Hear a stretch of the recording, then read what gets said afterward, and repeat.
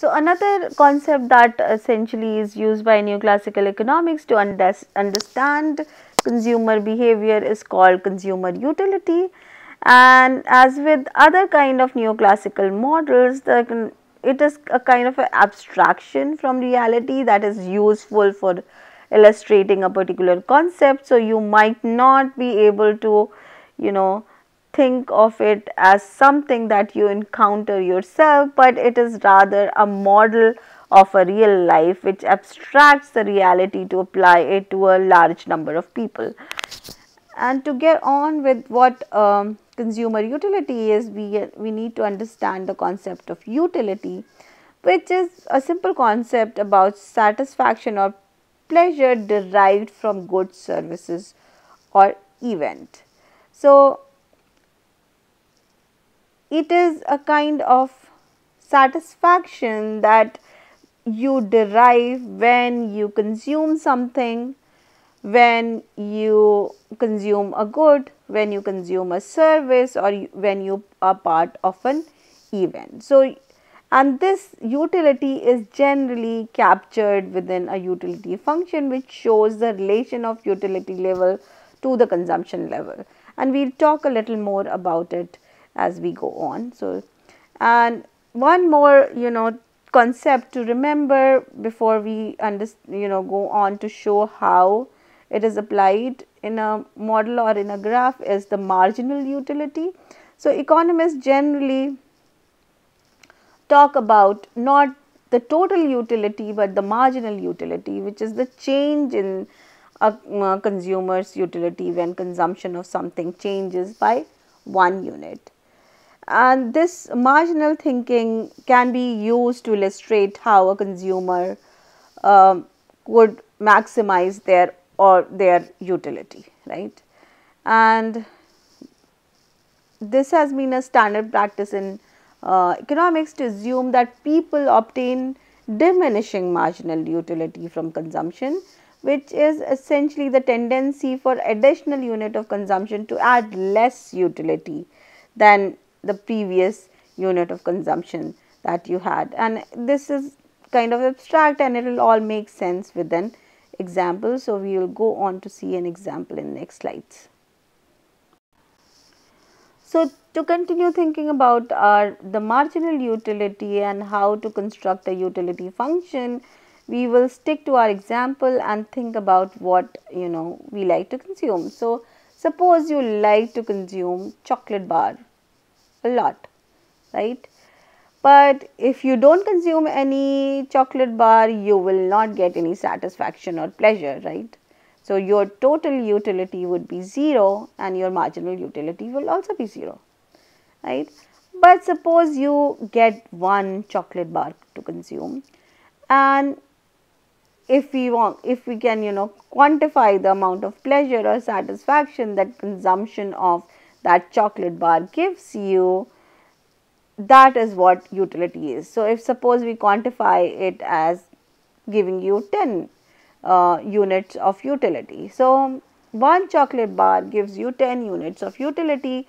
You did not have any chocolate bar before. So, this 10 unit of utility is also your marginal utility, and we can graph this on this graph where the y axis is the quantity of chocolate bar that you are consuming and the x axis is the total utility. So, when you consume 0 chocolate bar, it did not give you, then there was no satisfaction or pleasure derived out of consumption of that chocolate bar. So, it was 0, but when you ate one chocolate bar, you got 10 units of utility, and that is also your marginal utility for that. But let's now look at what happens if you consume the second chocolate bar. So, you already have one chocolate bar, you had total utility of 10 and marginal utility of 10. But with the second chocolate bar, do you think you will get the same utility or maybe a little less, because you already had a lot of sweet before? So, if you go on to consume your second bar of chocolate, your utility diminishes a little, and that is what is captured in this number of 18 of total utility, because now you did not get 10 units of extra 10 units of utility by consuming your second chocolate bar, but only got 8 units of utility with for a total of 18 units of total utility. But the extra 8 units of utility that you got from consuming the second chocolate bar is your marginal utility, and we can keep on um, adding this to this graph. Let's move on to think about another scenario. If you also had your third bar of chocolates, and that's too many chocolates. So now this third bar of chocolate gave you a total of 24 units of total utility, and that means only extra 6 units of utility from your last chocolate bar that you consumed, right? So after consuming the second chocolate bar, you were at total of 18 utility, but after consuming the third, you are only at 24, which means that you only got a marginal utility of 6 by consuming that extra bar of chocolate. So we are adding this again to our graph, and you can see that our graph is not just a straight line as we saw in demand and supply curve, but it is kind of curving a little. It is becoming concave as it is going up.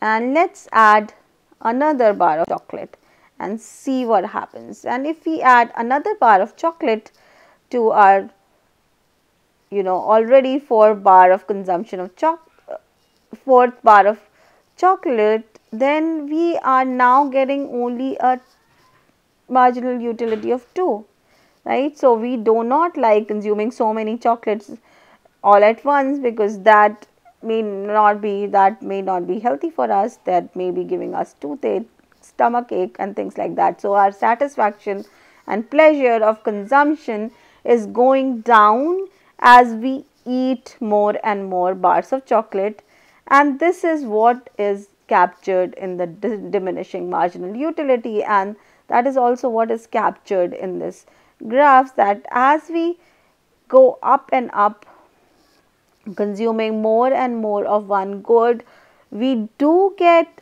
positive satisfaction or benefit from consuming that extra unit of goods, but at a diminishing rate. So that, look at this, and we still have going positive with all the numbers except for the last. So, a fifth bar of chocolate might not actually give me any satisfaction at all. So, we might where my marginal utility might be 0, right?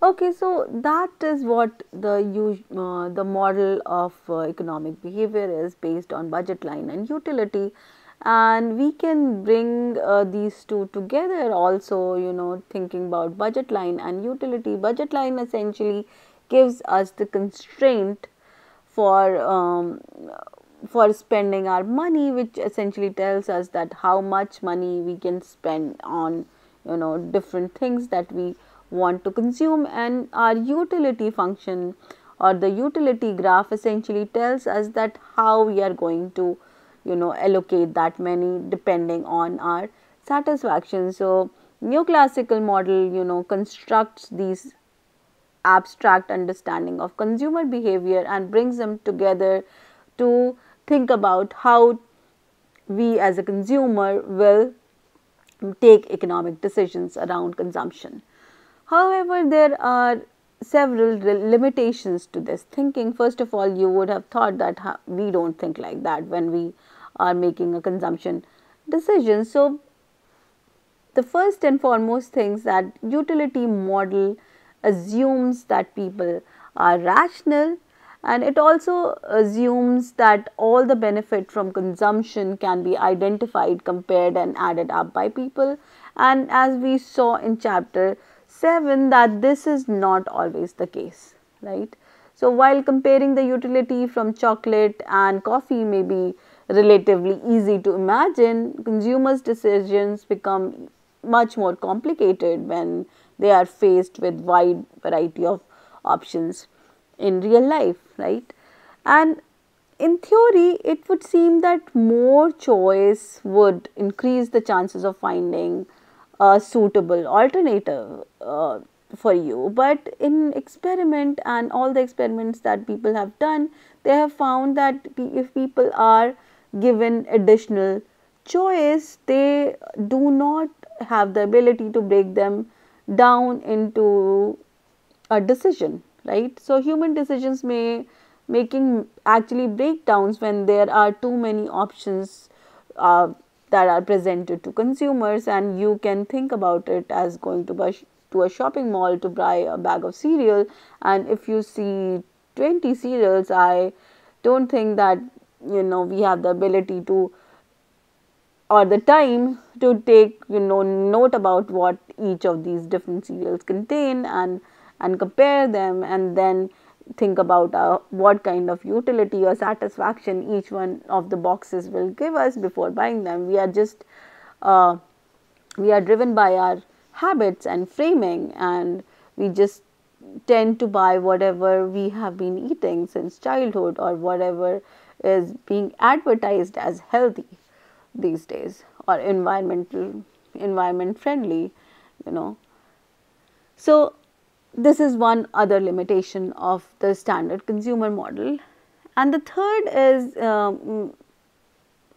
limitation comes from what uh, the psychologist Daniel Kahneman, whom we encountered in chapter 7, tells us that distinguishing between predicted utility and remembered utility is very, very difficult for people. So, predicted utility is the utility that you expect to obtain from the purchase. So, before you have made that purchase, from it could be from our other experiences, where remembered utility is the utility that you actually recall after you have made that purchase. So, in other words, Kahneman says that consider whether people actually receive the benefit they expect to receive in advance of their purchase, and most of the research actually shows that people's predictions can often turn out to be incorrect, and a very famous experiment showed that college students over predicted the negative effect of a romantic breakup, and this is something to be thought about. And this is actually the end of our part 1 of this lecture as well.